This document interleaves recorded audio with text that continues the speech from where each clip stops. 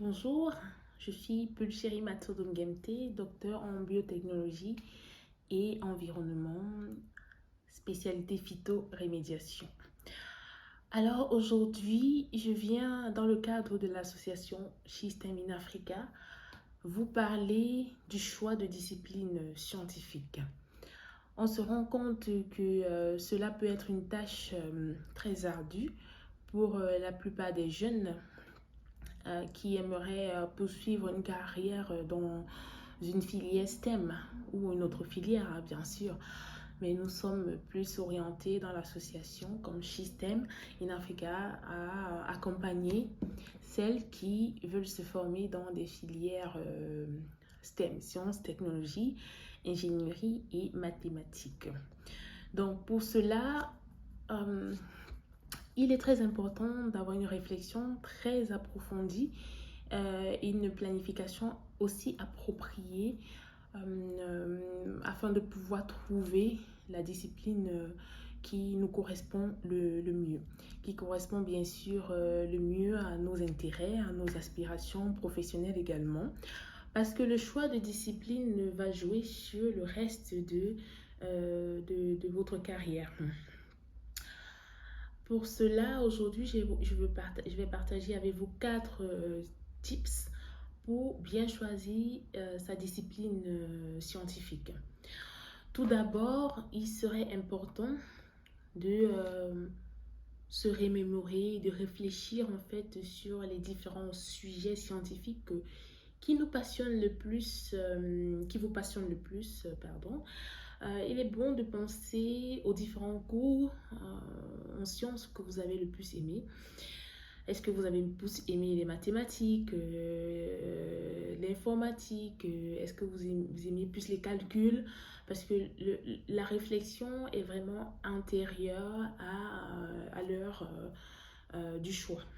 Donc, pour une jeune fille qui est en classe de, je dirais peut-être de troisième, parce que c'est à partir de la troisième qu'on choisit vers quelle série s'orienter et c'est la série qui va définir la discipline ou alors le domaine dans lequel on va pouvoir évoluer.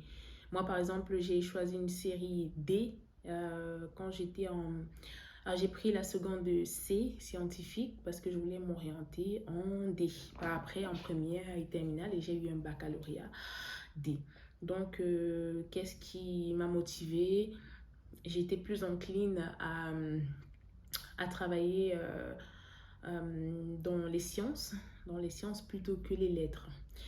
Donc, voilà, il est bon de réfléchir, de réfléchir à ce qui nous a motivés. Est-ce que avant la classe de troisième, avant le secondaire, on aimait plus le calcul, on aimait plus les sciences naturelles, on aimait plus les mathématiques, on aimait plus réfléchir en fait profondément sur des problèmes complexes, d'où évidemment on va s'orienter vers les sciences vraiment dures, les mathématiques, la physique et des fois aussi, pourquoi pas la chimie, l'informatique aussi. Donc à ce niveau, on est encore très... Il n'est pas encore possible si on cumule les disciplines scientifiques de se dire, voilà, je préfère devenir, par exemple, pour une carrière professionnelle, j'aimerais travailler dans l'intelligence artificielle. Si on veut travailler dans l'intelligence artificielle et qu'on veut des opportunités, on veut être le meilleur dans sa discipline, on va travailler l'informatique, on va commencer par l'informatique et maîtriser justement l'outil informatique. Donc, je vous encourage à prendre le temps d'explorer les domaines scientifiques et de vous renseigner bien sûr sur les opportunités professionnelles qui y sont associées. En deuxième point, il est très important d'évaluer vos compétences et vos aptitudes. Ici, il va être question d'évaluer vos forces et vos faiblesses. On sait bien que chaque discipline scientifique demande des compétences spécifiques, qu'il s'agisse des compétences analytiques, des compétences techniques ou des compétences de communication. En quoi est-ce que vous êtes le plus fort? Qu'est-ce que vous maîtrisez le moins? Cela va vous permettre de faire le bon choix, de mieux vous orienter. Par exemple, si on aime, si on est fort en résolution rapide de problèmes et on est moins enclin à lire, par exemple, ou alors à passer du temps à chercher, à creuser, à fouiller pour comprendre un phénomène, finalement, on peut être entre deux. On peut être entre deux, on peut s'orienter vers les mathématiques, on peut aussi s'orienter vers, je sais pas moi, je pourrais dire la science. Donc, il est bon de bien comprendre ses forces et savoir quelles sont ses faiblesses. Quelles sont ses envies également, parce que être passionné, en étant passionné dans ce qu'on fait, cela nous permet de le faire de façon très aisée et de ne même pas se rendre compte de l'effort qu'on y met. Un troisième point, je dirais qu'il est important de prendre en compte les opportunités professionnelles. Parce que euh, quels que soient les domaines, quel que soit le choix qu'on fait des domaines, on peut avoir certes plusieurs opportunités professionnelles pour un domaine spécifique, mais il est bon de savoir si on voudrait s'orienter vers ce domaine, vers cette opportunité-là en particulier. Certains secteurs peuvent offrir des opportunités d'emploi ou des possibilités de carrière beaucoup plus importantes que d'autres secteurs. Donc, c'est des éléments également à prendre en compte. Il faut également penser au type de travail qui nous intéresse, que ce soit la recherche fondamentale, est-ce que c'est l'enseignement, est-ce que c'est plus dans la médecine, la recherche appliquée, la gestion. Cela va nous permettre déjà d'avoir quelques points pour orienter le choix de la discipline dans laquelle on veut se former. En dernier point, je dirais qu'il ne faut pas négliger les conseils et les informations supplémentaires qu'on pourrait avoir de la part des autres. J'appelle ça le réseau. On se constitue déjà un réseau quand on est tout jeune. On se constitue un réseau à travers nos profs, à travers les relations de nos relations. On a la possibilité de constituer un réseau et de pouvoir utiliser ce réseau-là au moment où on en a besoin.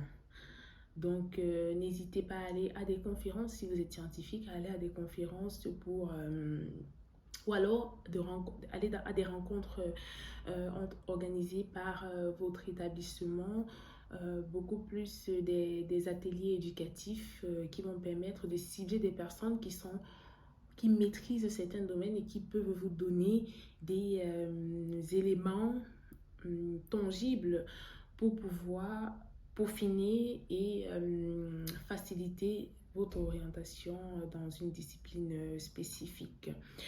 Donc, pour résumer, et par rapport à ça, avant que je n'oublie, chez System in Africa, nous avons créé un groupe WhatsApp où nous fédérons, où les plus matures, les mentors, comme on peut les appeler, vont accompagner les plus jeunes dans leur processus, dans leur évolution académique et aussi professionnelle. N'hésite pas à nous joindre, je vais te mettre le lien du groupe WhatsApp dans la description. Tu seras la bienvenue et tu seras très bien entouré pour continuer, pour pouvoir bien intégrer, pour pouvoir bien réussir ton intégration socio-professionnelle. Donc, pour conclure, il est bon de choisir une discipline scientifique qui nous convienne et cela nécessite, comme je l'ai dit, une réflexion très, très approfondie. Ne rien négliger des 4 points que j'ai soulignés. N'hésite pas à nous poser des questions si tu en as en commentaire. Nous nous ferons un plaisir de te répondre. Like et partage pour aider une jeune fille africaine camerounaise qui pourrait en avoir besoin. Merci.